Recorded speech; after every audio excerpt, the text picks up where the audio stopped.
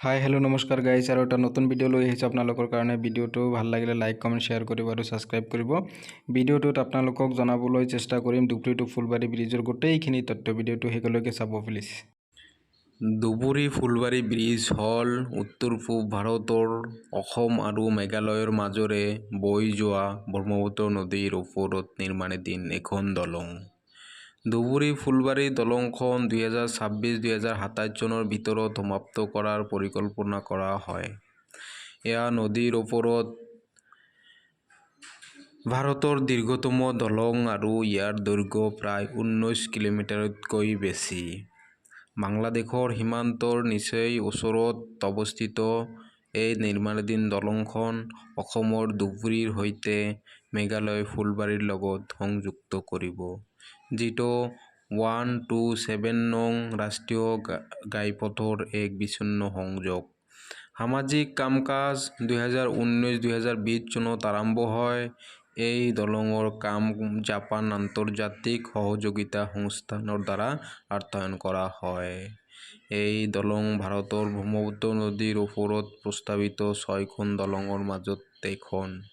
দলংখন নিৰ্মাণত ব্যয় হ'ব মুঠ 4,997 কোটি টকা।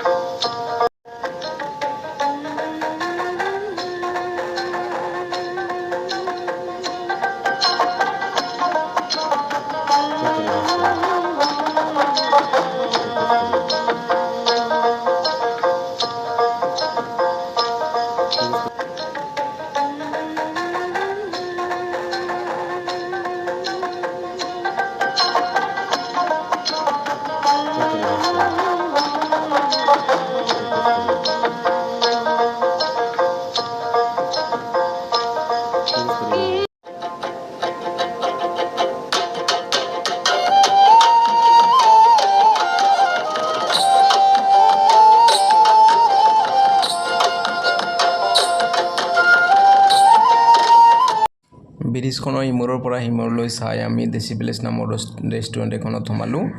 তাত কিবা কিবি খাই আমি চাৰিওজনে ৰুমৰ ফালে যাত্ৰা আৰম্ভ কৰিলোঁ। ভিডিঅ'টো আজি ইমানলৈকে। ভিডিঅ'টো যদি ভাল লাগে তেনেহ'লে লাইক কমেণ্ট শ্বেয়াৰ কৰিব আৰু ছাবস্ক্ৰাইব কৰিব।